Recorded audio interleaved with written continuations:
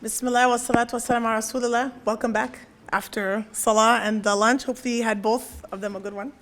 Bi'idhnillah. I just wanted to quote the hadith that I butchered, no pun intended, about the meat, about the goat that was slaughtered. Prophet Muhammad ﷺ used to, of course, give in charity meat to the friends of Khadija radiallahu anha, but I kind of mixed a couple of things. So Aisha radiallahu anha was the one that slaughtered the goat, and she distributed it.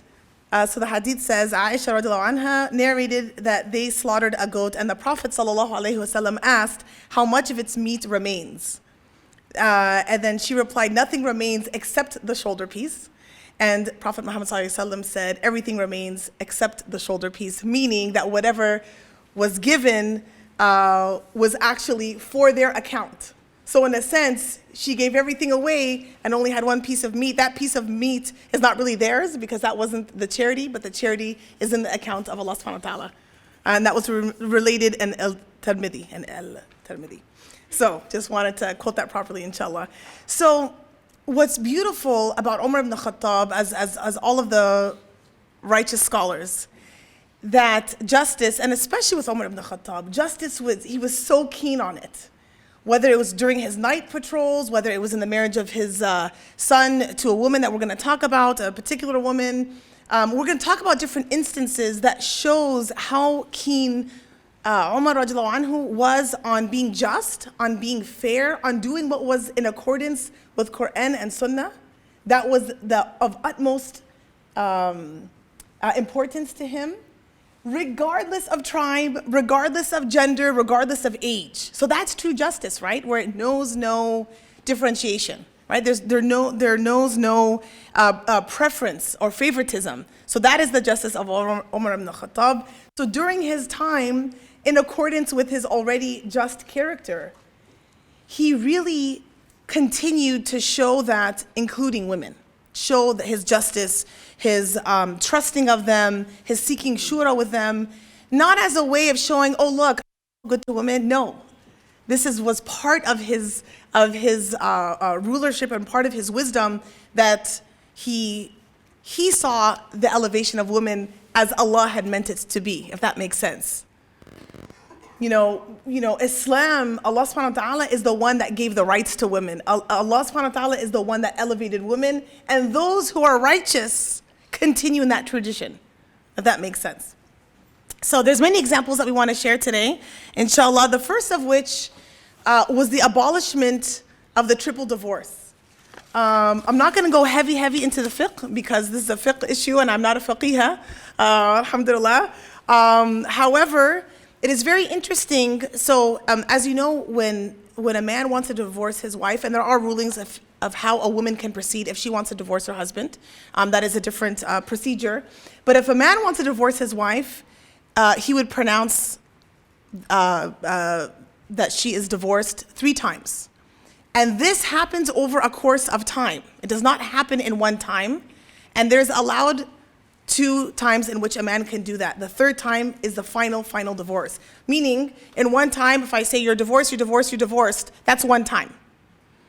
Okay, and then there's a period that has to go through it where there's a separation, and during that time of period, if the husband wants to, if they both want to come back together, or the husband wants to bring back his wife, he can do so. They're again together. If he does it a 2nd time, again that whole process can happen. But the 3rd time, 3 strikes, you're out. Okay, and then that marriage is completely over.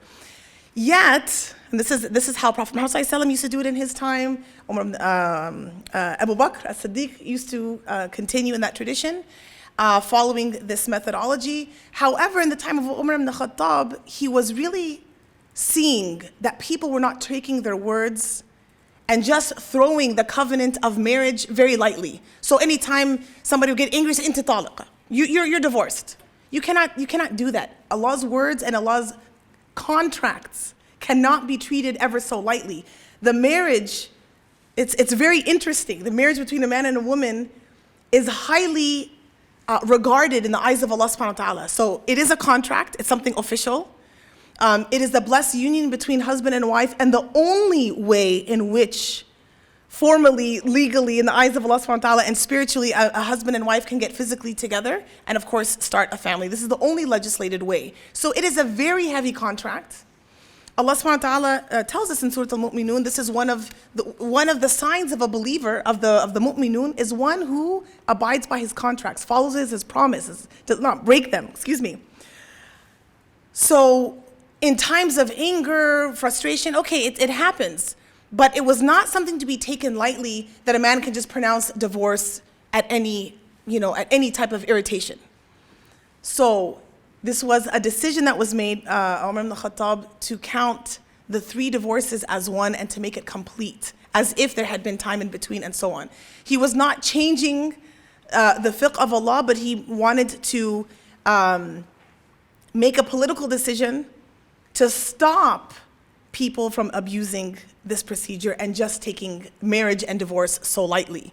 And this was in protection of women, because women just would find themselves, or maybe it's a quarrel over food or over leaving or something that was very minute within the home, and all of a sudden they find themselves divorced and in a very unstable, unsteady situation. And so Umar bin Alkhattab decided to abolish that and make the penalty harsh. And it was interesting, I remember when I was in Egypt, I remember one of the shuyukh saying the same thing. He's like, if it were up to me, but he said, I would ruin 100 homes and make this practice of 3 divorces in one final so that people would learn their lesson. But that was not the law of Egypt. They follow the Hanafi. For their marriage laws, they follow the Hanafi school of thought. And so he was not able to enforce that, but he said, had he had the choice, he would have done that as well, subhanahu wa ta'ala, to prevent this type of abuse of words, of the covenant made between husband and wife in the eyes of Allah subhanahu wa ta'ala, and the degradation of women, just to play around with this very important contract. That was one. Second, Prophet Omar bin Alkhattab one time was giving a khutbah, and he addressed the people, and he said, "O people, why do you exaggerate concerning the dowry given to women? The Messenger of Allah and his companions used to pay up to 400 dirhams for a dowry, or less than that. Had paying more for a dowry been a part of taqwa or an honor, you would not have led them in this practice." Meaning, you would have seen, so much money have been paid more than that if this was a level of taqwa.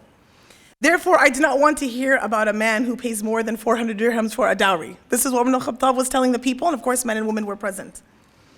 He then went down the mimbar, but a woman from Quraysh said to him, she stands up and she addresses him in front of everybody and says, "O leader of the faithful, O Amir al-Mu'mineen, you prohibited people from paying more than 400 dirhams in a dowry for women." And he said, yes.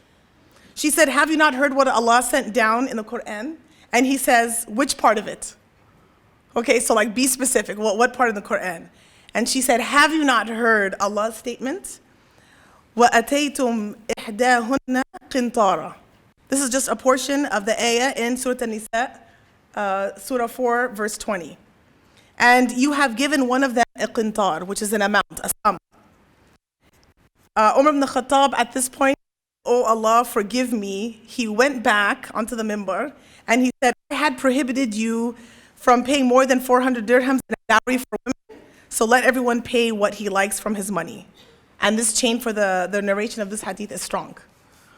So we can take many lessons, and I just kind of wanted to pause at this moment. So here, Umar bin Alkhattab, and he had due reason to perhaps the motivation to want to limit the dowry, so as to not make it difficult for people. Yet, still the point was, he was limited something that Allah subhanahu wa ta'ala had not placed a limit on. Let's take a few lessons from here, which I find really, really important. In a lot of places in the US, I'm not talking about a different country, we find there is still this artificial holiness of the men's section of the masjid. It's like this invisible line by which it is unholy to enter into the men's section. I'm not talking about in the middle of salah, okay? Please, don't anybody misquote me and say, I'm talking about outside of salah. You want to go ask your father something, you meaning a woman, a daughter, a wife, you know, it's free, it's pretty, you know, whatever it is. It's like, oh, the men's section. A'udhu billah. How do I talk to my dad or my brother or my husband over there? What am I gonna do? And then you like make signs to the brothers, like, you're scared. There's nothing to be afraid of, right? And again, I'm not talking about in the middle of Salah. I'm not talking about, you know, Salat al-Jumu'ah. I'm talking about the prayer's over, you know, and people are just kind of free and wandering around. That's number one, right? The men and the women were together in one room. She stands up in the masjid, and not only is she being seen by everybody, so this kind of debunks this, like women should not be seen, right?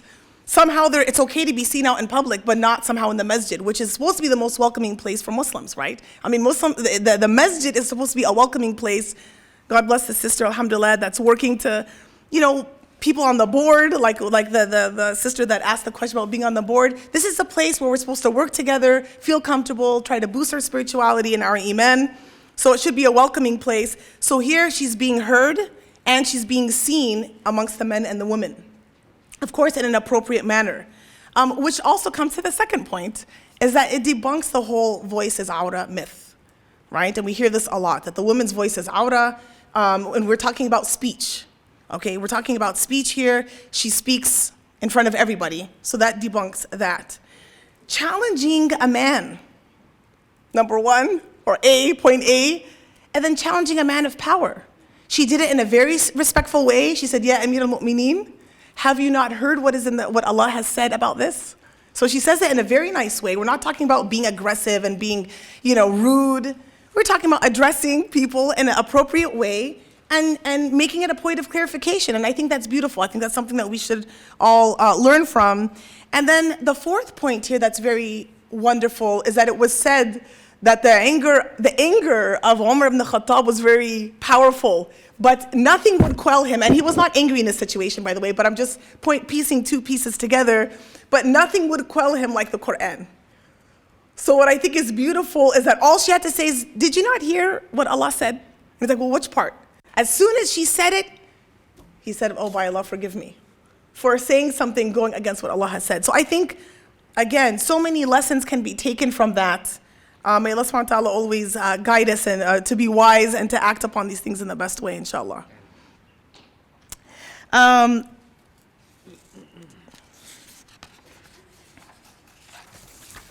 Now we come to Al-Shifa bint Abdullah. What's amazing about her is that she, I got this split up here. She was born in Mecca. Her name was Layla. She was called Shifa as tribute to her knowledge and her skill in healing. She was one of the few literates at that time, even before the time of Islam. She even used to teach Hafsa, the daughter of Omar bin Alkhattab, how to read. So she was literate. She was very skillful in the art of healing. She was very intelligent and a wise woman. She embraced Islam early on, and she struggled with all the rest of the Muslims who were under persecution at that time. So she's a woman of history. She's a woman of knowledge, of skill. She's one of the few that were literate. And Umar ibn Khattab saw those qualities and knew that she was wise, knew that she was knowledgeable, and so he appointed her as in charge of the marketplace, so that she could apply the rules of Islam in terms of buying and selling and make sure that everything was being fair in the marketplace. So again, an example of how Umar ibn Khattab saw wisdom, saw righteousness where it was. He didn't do it because it was a woman, but he also did not overlook her because he was a woman. This lady was a woman, and he elevated her to the rights of a proper position within the government, subhanAllah. And we still are asking today, is it okay for the president of the MSA to be a woman? Is it okay for a board member of a masjid to be a woman? Yes. Meaning Umar ibn Khattab, hundreds of years ago, over 1,000 years ago, appointed a woman as part of government. And then she was in charge of the marketplace. And here we ask, is it okay to have women in places of leadership? Yes, absolutely, it is okay. And again, those who are most fit should be chosen, regardless of their age or gender, inshallah. Another beautiful story is about a man to complain about his wife. You may not think at the outset that this is something elevating, but it really is. So as this man is approaching Umar bin Alkhattab's house to go and complain about his wife, he approaches the home and he hears some yelling, a raised voice. His wife, Umar bin Alkhattab's wife, is getting mad at him, is getting mad at Amir al-Mu'mineen, at Umar bin Alkhattab. And the man hears this and says, who am I to get upset if this is what's going on in Amir al-Mu'mineen's house, right? He turned away and he was about to walk away. Yet, Umar ibn Khattab radiallahu anhu, he sensed that someone was at the door, so he went and he opened the door. Umar radiallahu anhu came out of his house and said, what is it you want of me, man? The man replied, O leader of the believers, I came to complain to you about my wife's bad temper and how she nags me. I don't like to use the word nag, but I'm just relating what the hadith says. Alhamdulillah, we all have our interpretation of what husbands and wives do. So we're going to relate that. Then I heard your wife doing the same to you. So I turned around muttering to myself, if this is the situation with the leader of the believers, then what about me, right? So Umar radiallahu anhu, again, in and of itself, alhamdulillah, this man was wise to get it just from that. Just he got it. But Umar's response was beautiful. Umar's response is beautiful, and it just, again, shows his foresight and his compassion. He says, oh, my brother, I bear with her, right, because of her rights over me. She cooks my food, bakes my bread, washes my clothes, breastfeeds my child, and yet none of these are her duty. Someone at the outset might be like, oh, okay, he bears with her to bake the bread. Like, is that why he's like, okay, fine, just make my food, and that's why I'll deal with the nagging because I want you to take care of my home. No, he's acknowledging that those are not her duties. She does all of this out of love, right? And that's what's beautiful. He acknowledges that she takes care of him and takes care of household responsibilities, and acknowledging that that's not her duty. Does that make sense? It's not the duty of the woman in and of itself. Of course, there's an understanding. If there's going to be the breadwinner, the husband, then there's an understanding, and this should be mutually arrived at and according to physical capability, monetary capability. I'm not saying this as a black and white thing, but here for Umar radiallahu anhu to point this out, that she does these things and it's not her duty. And then on top of that, she is a comfort to my heart and keeps me away from forbidden deeds.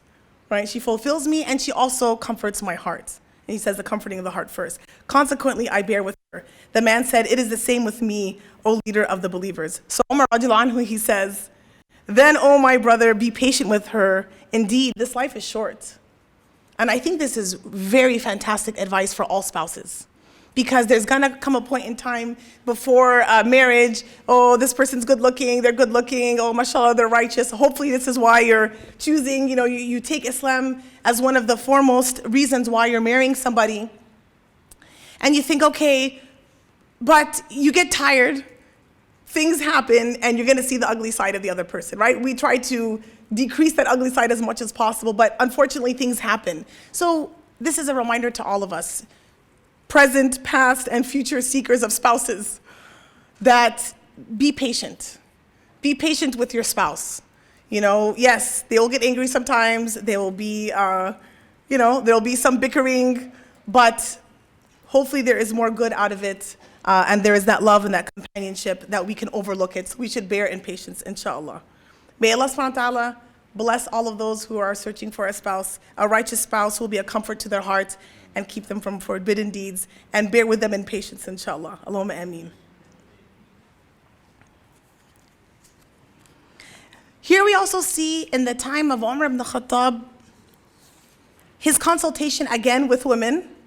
And here, this is actually, after the time of Umar ibn Khattab, but we see this happened during his time, so we see that the elevation of women was there. After his death, Abdurrahman ibn Auf went to get votes and public opinion of who should be the next Khalifa. He asked several women and would visit them in their homes for their input. So, subhanAllah, again, the wisdom and the knowledge of women, just like we should take the wisdom and the knowledge of men, were taken into consideration even in political affairs. And when Brother Muhammad was talking about, we've just elected 2 women to Congress, this is sunnah.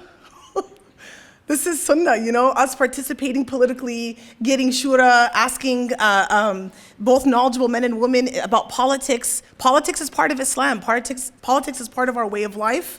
And we see that even in these affairs, the consultation of who should be the next leader, that women were consulted as well.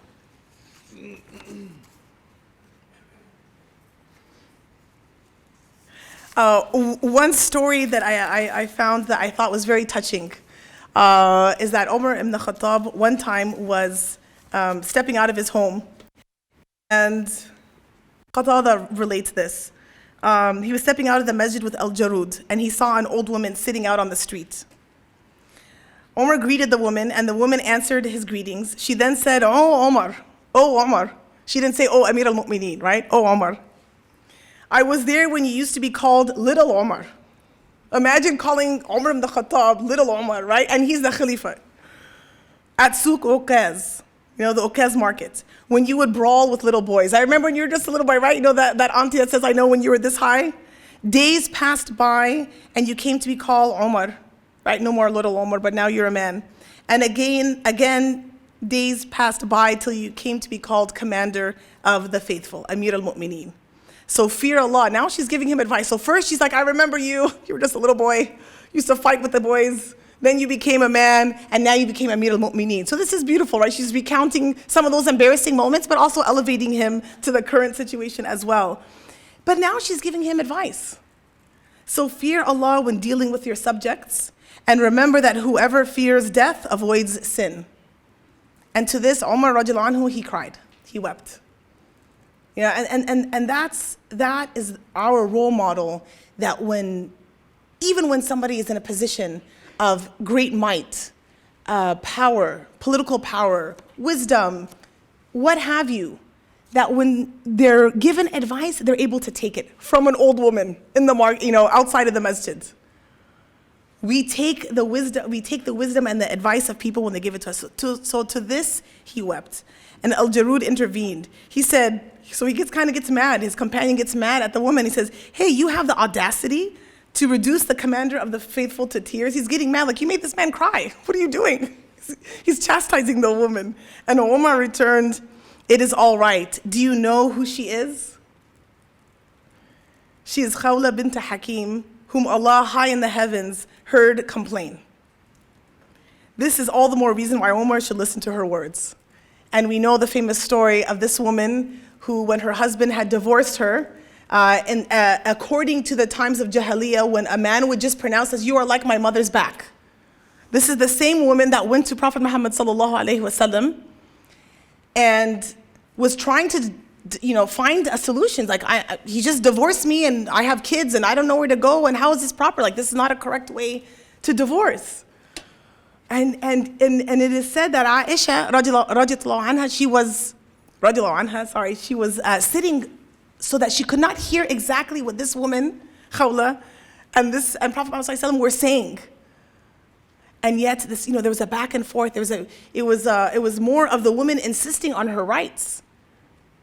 And finally, Prophet Muhammad sallallahu alaihi wasallam received revelation that this was not a correct practice, and that for this man to be forgiven, he had, set the path was set for him and how to be forgiven. This is the woman by which Quran was revealed, and this is the woman that was telling Omar, "I remember you when you used to be little Omar," and fear Allah, be just to those who fear Allah when dealing with your subject, and remember that whoever fears death avoids sin. Beautiful advice, such that Umar radiallahu anhu, he cried. I think that's very beautiful. Getting schooled by an old woman, alhamdulillah.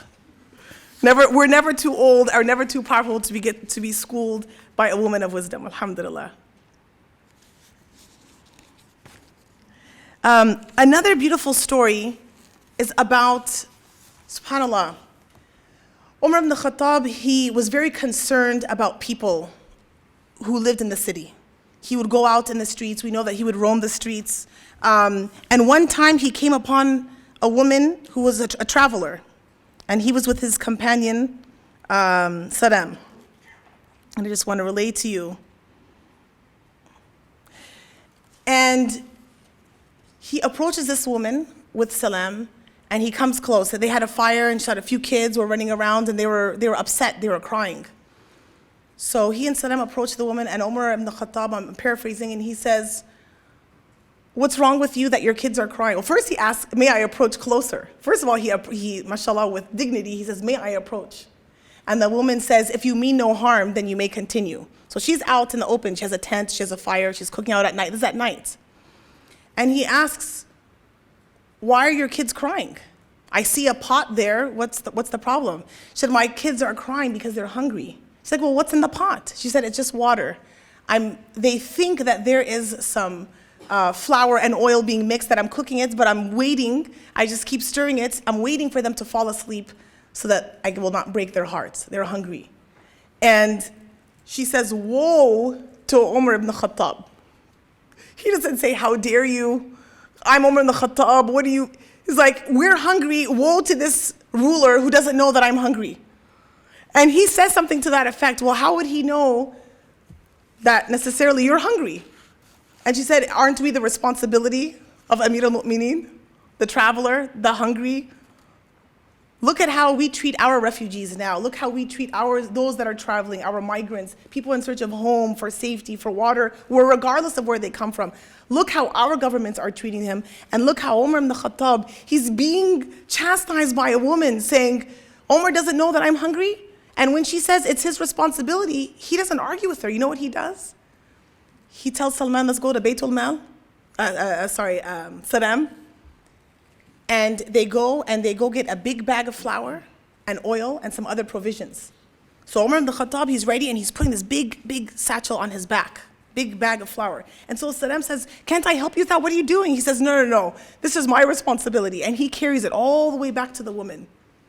And he doesn't just say, here you go, and I'm the Emir and I'm so sorry. No.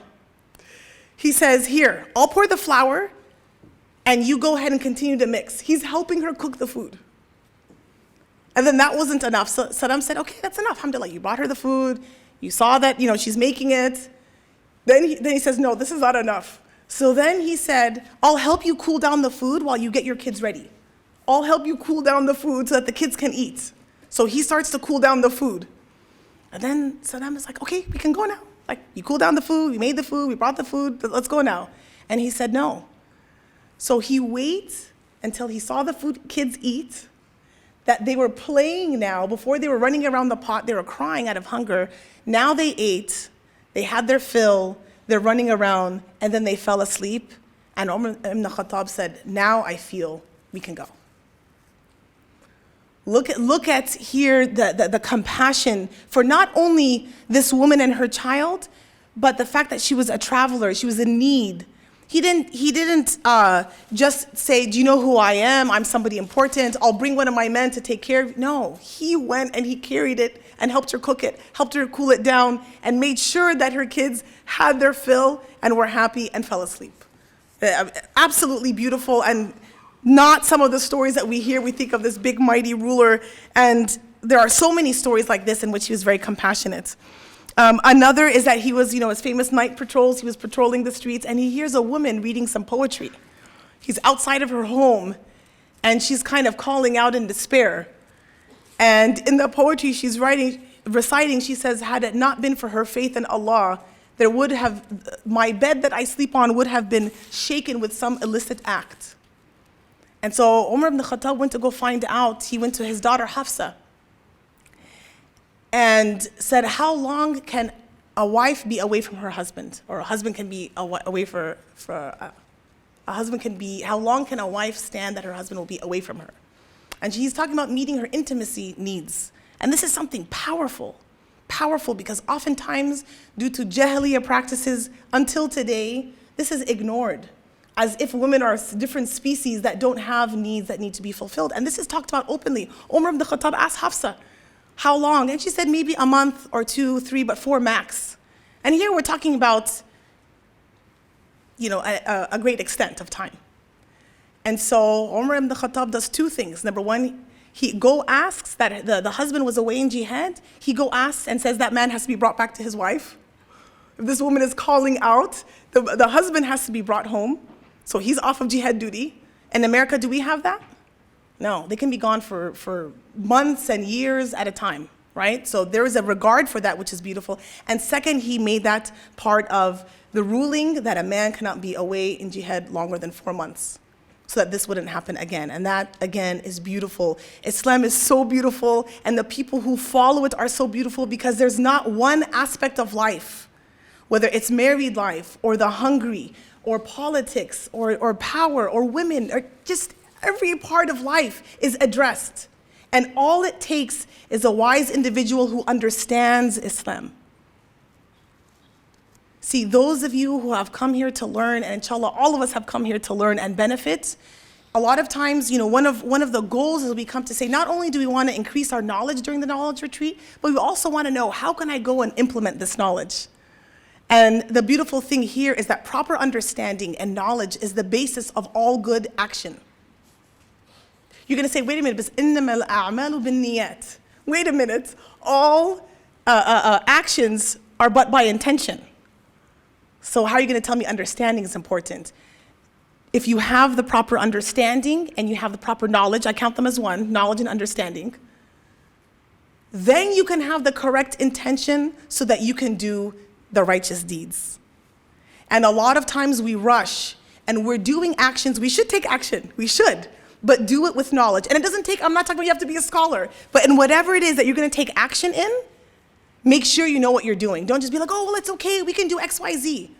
Oh, this is what I think is right. Find out what's right, and whatever it is that you know, act upon it. But the understanding and the knowledge is key, so you can have the correct intention so that you can act appropriately. And one of the famous scholars has said that action without knowledge is dangerous. So we cannot have one without the other. Somebody who's very knowledgeable and just sits at home, okay, alhamdulillah, he has gained that knowledge, not as beneficial to the people. And then you have people who are active, and that's beneficial. But without knowledge, it can be dangerous, right? And so just a point there, inshallah. May Allah subhanahu wa ta'ala always guide us, and may we seek guidance before we do any action. May we seek guidance and the right intention before we do anything. Another beautiful story that we have as well is when Umar bin Alkhattab was again roaming the streets, he didn't stay at home and send people to do his work. He did that work at night on his own accord. And there's many, many, many stories, beautiful ones. One in particular that I like to talk about here is when he passes by and he overhears a conversation between two women. And one, basically a mother is telling her daughter, get up and go mix water with the milk. They are a seller of milk. So the mother tells the daughter, and the girl does not feel right about this. She's like, but this is wrong. And she said, go. The mother's telling her, go do it. Look, probably I would imagine they were poor and they wanted to be able to make more money. So she's like, listen, listen to what I'm telling you, do it. But here the woman stands firm. And she said, would we do something at night for which Umar bin Alkhattab has forbidden in the daytime? Are we going to be hypocritical? Like, we know this is wrong, but just because it's at night, we're going to do it? SubhanAllah, Umar bin Alkhattab, he was so proud of this girl who had such high moral standards that she did not fall into the trap of trying to become rich off of something haram, trying to benefit in any way over something which is cheating, right? To sell any product and not say what the true nature of it is. It's illegal, and same as it is today. So he marks the home, and then he later asks, tell me who are the inhabitants of this home the next day. And then the news is brought to him that it is a mother and a daughter, and he says, and he also asks if these inhabitants are married. So it comes back to him that it's a mother and a daughter, and both of them are not married. To this, Umar bin Alkhattab has not seen these people. He gathers his sons. Umar bin Alkhattab gathers his own sons, and he asks his sons, are any of you in need of a wife? Because he said, if I had the interest in marrying women, just for the sake of marrying, then I would have married her, this woman of beautiful character. And so Abdurrahman, he says, I already have a wife. His other son says, I already have a wife. And Asim says, I need one. I would like to get married. And here, Umar bin Alkhattab is proposing a young lady with high moral character, not knowing her looks, today we make that such, and yes, it is important to have qubul, it's important to have acceptance between, on both sides, for a woman to be happy with the looks of her future spouse and for the man to be, but I just want to remind all of you that great character and somebody who really truly, not just says it with their tongue, but truly adheres to the tenets of Islam and makes it their life's mission to please Allah subhanahu wa ta'ala, that makes them so beautiful. And somebody who has bad character and who tries to cheat their way out of everything, whether it's the law of the land or Islam, they really truly become ugly. You will see a beautiful person and say they're ugly because of their actions, because of their intentions, because of their negative thinking. It makes them ugly. Without seeing this woman, he's telling his sons, go marry this girl, and he Asim does, and they have a daughter, and from this daughter, many say this is the 5th rightly guided Khalifa, is Umar ibn Abdul Aziz. Comes from this blessed marriage. So again, very, very powerful, going to show how important good character is. May Allah subhanahu wa ta'ala open our hearts and our minds to be receiving of those who come to us with a marriage proposal and they have fantastic character, inshallah.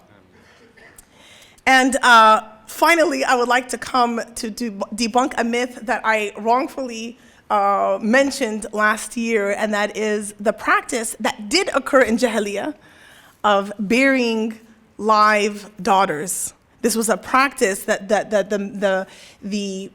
in that time, some people, some tribes prefer men over women so much, or sons over daughters, that they were so ashamed and their faces became so upset when they found out they had a daughter. They didn't have ultrasound, right? So, not funny the practice, but the ultrasound joke, I laughed. Okay, not funny the practice. So it was a famous story that Omar bin Alkhattab had buried his daughter, and it was very touching, it was very melodramatic, that he's burying her, yet she's dusting off the beard, so he laughed and he cried. So we wanted to just go and quickly debunk this, this myth, this lie, I should say. And as I mentioned before, when you start to go, already as it is, there are many, many websites out there trying to debunk Quran, the Seerah, but once you get to the Khulafa, it's even worse. There's a lot of misinformation out there. So know that this lie was spread well after the time of Umar ibn Khattab. So there are many enemies of Islam, even unfortunately, that would love to create such a lie. One, the first most important thing that this is not mentioned in any of the famous books of history, like Ibn Kathir, al-Dhahabi, and other biographies of prominent nature, right, made by prominent scholars. So it's not mentioned, and it became more popular in modern times.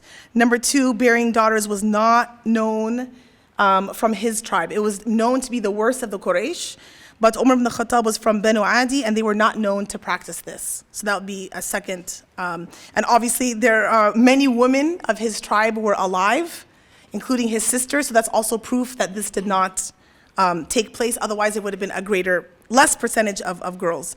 His firstborn child is Hafsa, his beloved Hafsa, and she was born at least 5 years before Islam. That's another proof that had he done it with one daughter, I mean, then he probably would have done it with all of them. Why is she alive? And not only that, his kunya, which we talked about, he's Abu Hafs. He emasculated her name, but he's Abu Hafs. He could have named himself after another child or his son. It's the part of the culture to take the name of your first son, and here he took the name of his first daughter. Again, proof that he would not have buried a daughter.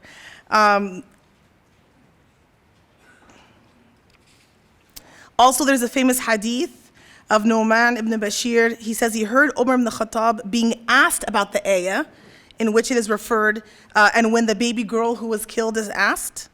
Umar ibn Khattab responded that Qais ibn Asim said to the Prophet, I killed 8 daughters in Jahiliyyah, what should I do? And the Prophet ﷺ said, free 8 slaves. In Umar ibn Khattab's narration of this, he would have said, and I did this too.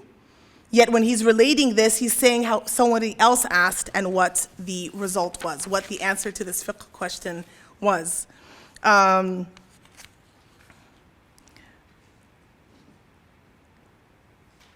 and just overall the melodramatic nature of this story about how a baby is able to shake off the sand of her father's beard and while he's bearing her, and how did that happen?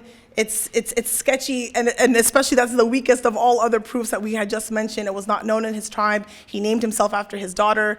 The fact that he even had a daughter, that there was many women of his tribe alive at that time. And we also know that Hafsa was entrusted with the first complete Quran.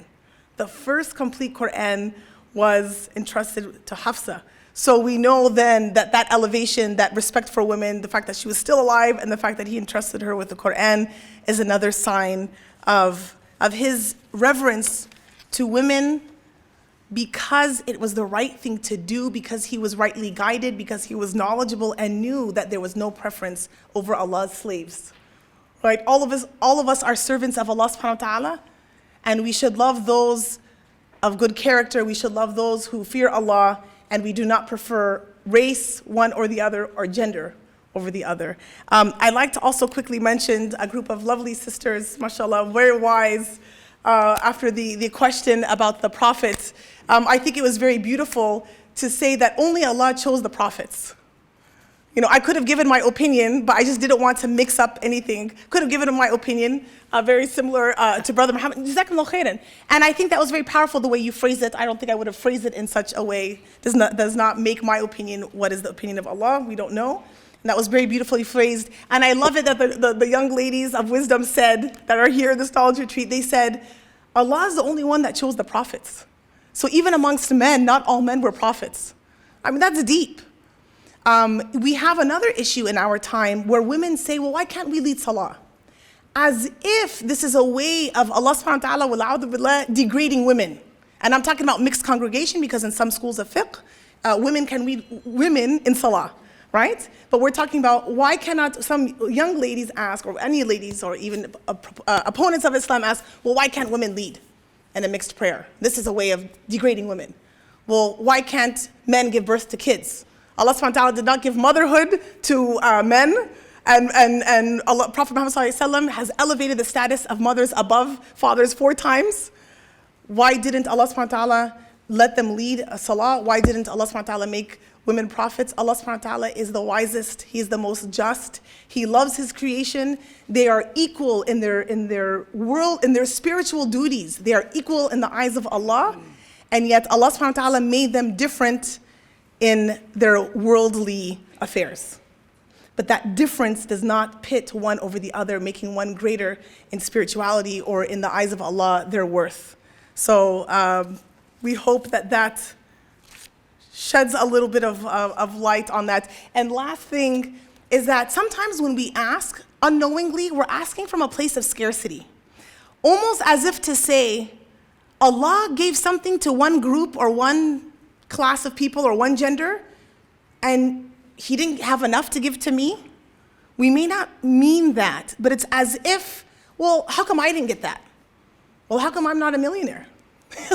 Allah didn't give me $1 million, but He gave other people. How come Allah subhanahu wa ta'ala did not give somebody a spouse, but He gave other people spouses, or children? Some people He didn't give children, but He gave other people children. Why? Is it because Allah does not have enough to give? Allah created this deen perfectly. He gave and He take perfectly. He gave and He took, perfectly. And it is these challenges sometimes that we deal with when we don't receive as much as other people, whether it's in the way, now I'm talking about in worldly affairs, that is a way in which Allah subhanahu wa ta'ala is meant for our personal tarbiyah program. Our personal tarbiyah program is gonna be the challenges or the blessings that I've been given. How am I going to react to the blessings in my life? How am I going to react to the challenges in my life, right? And so in that same way, when we question Allah, we can question, by the way, of course, for asking. But if it's coming from the place of, well, that's kind of not fair, Allah subhanahu wa ta'ala is the most fair and He's the most just, and we should never think that He does not have enough to give everybody, inshallah. Jazakumullah khairan. First question, the Prophet ﷺ said that people who are led by a woman will be ruined. Does that mean that there is an Islamic glass ceiling that can never be broken? Do you want to address that? You know, there's a wonderful book, our great scholar that was here last year, Jasser ibn Auda, 21, everybody has ibn. Sorry, Jasser Auda. He had a wonderful book that he released last year, Reclaiming the Mosque. And it is a book of debunking a lot of these. This is one of them. He debunks this hadith. I don't remember, to be very honest with you, about the actual way in which he debunked this, but the matter of the fact that this was not meant to be applied to what it seems like, that women should not be in leadership. Women can be president of the United States. Women can be, the president of the masjid. It's not just limited to the board leadership. Having any type of leadership role, whether it's in government or whether it's in other arenas, this is a myth and it is not correct. Inshallah, perhaps we can share some of the details of why this was said and where did this take place and what did it actually apply to, because it's extremely important. Anytime we look at hadith, we have to know the nature of the hadith, its strength. Why was it said? Was there a particular situation in which it was said? And we cannot just go ahead, because this, unfortunately, is used a lot to just kind of keep women out of any place of authority, but wrongfully. So I can tell you what it is. Yeah, please do. So this hadith, what happened was, when the Prophet ﷺ said it, and this is why it's so important to understand context. The emperor, or the Persian, the Sassanid Empire, was going through an internal crisis. And they were literally imploding. They were destroying themselves from within. This was after the Prophet ﷺ had sent a messenger to speak about Islam, and the ruler, I think his name is Kisra, he ripped the letter apart. So the Prophet ﷺ said, "May Allah rip his kingdom apart." That is exactly what happened. They literally ripped themselves apart from the inside. So they decided to do, so you literally had sons fighting against one another and this internal strife. Then they decided, let's try something different, let's put a woman in charge. And that's when the Prophet ﷺ said, a woman is not going to save them. This is the decree. He said that line, and that line was specific to that empire and that empire only. So that's the context of that hadith. It's not a ruling to go for all time. Next question. How can I assure that I treat my wife with care and compassion, but keep a stern behavior with her without causing feuds regarding her rights? I think we should stop at that first part of the question. Wallahu alam. It implies a little bit, and I'm sure that's not the intention, but it does imply a little bit that they need to be kept in check, that wives need to be kept in check. And subhanAllah, I mean, as human beings, we overstep our bounds. Men and women, we overstep our bounds. Whether, it's as citizens of the state, it's whether we're talking about between husband and wife, we overstep. Just like it would not be befitting to tell my women friends, oh, I gotta keep my husband in check. I don't think that we should have this feeling that we need to keep our wives in check either, except by the taqwa of Allah subhanahu wa ta'ala, because both of us are prey to falling out of the way of Allah subhanahu wa ta'ala.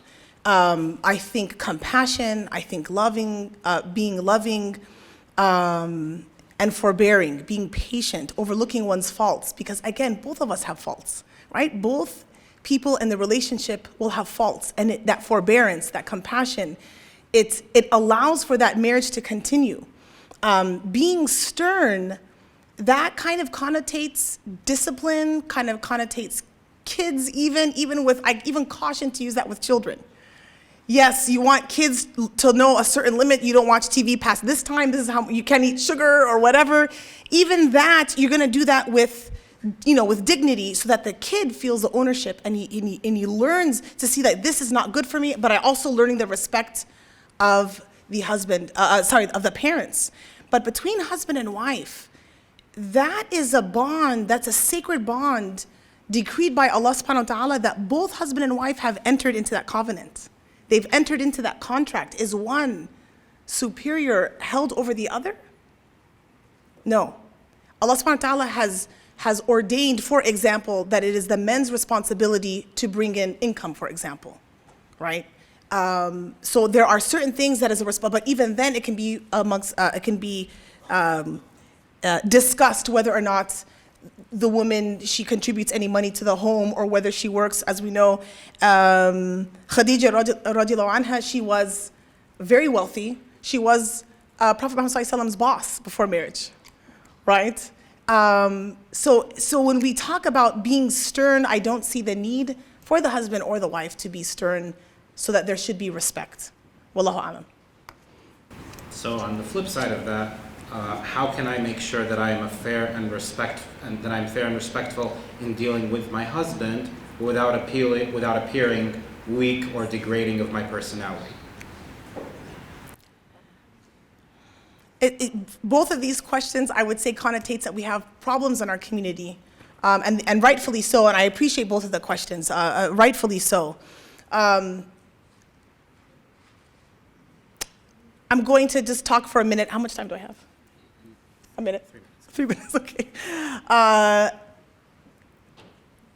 There can be, culturally speaking, this kind of feeling of the woman being subservient. There has to be an air of respect. Look at the woman standing up in the masjid saying, excuse me, Amir al-Mu'mineen, actually, you cannot change what Allah subhanahu wa ta'ala has decreed. She got up in the masjid during his speech. So am I supposed to cower and be afraid of my husband? Should my husband be like, oh my God, my wife's gonna get mad at me, like run away when where is the love and the compassion? And unfortunately, I know where that sister, I'm assuming, is coming from. I wanna show that that I have an opinion, but it doesn't mean you're trying to be disrespectful. Why is making shura, why is a woman discussing her opinion a sign of disrespect?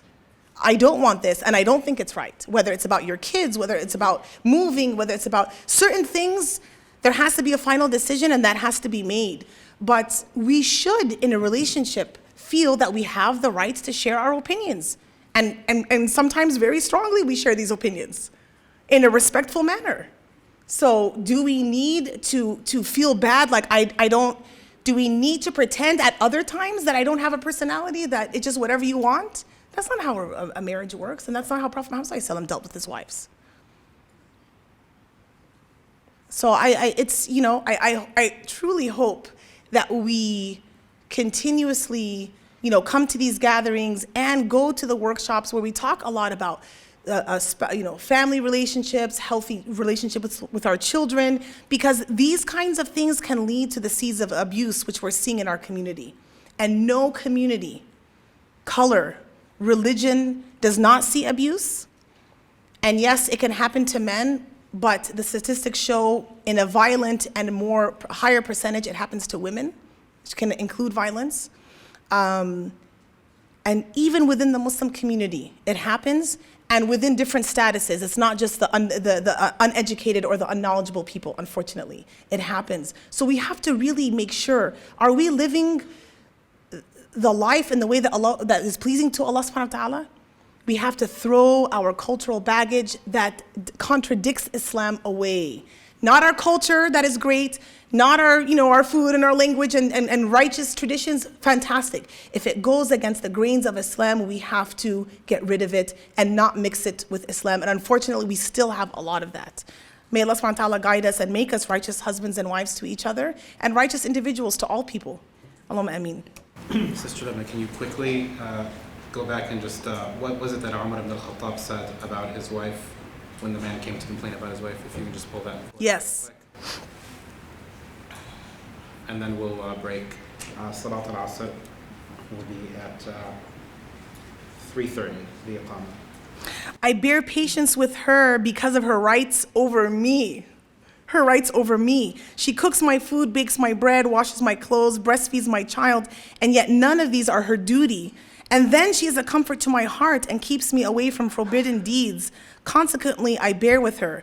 And then he tells the brother, oh, my brother, be patient with her. Indeed, this life is short. We don't have time for these bickering and, these unfortunate arguments just because we want to show our prowess from whoever side that is. Inshallah. One last also reminder.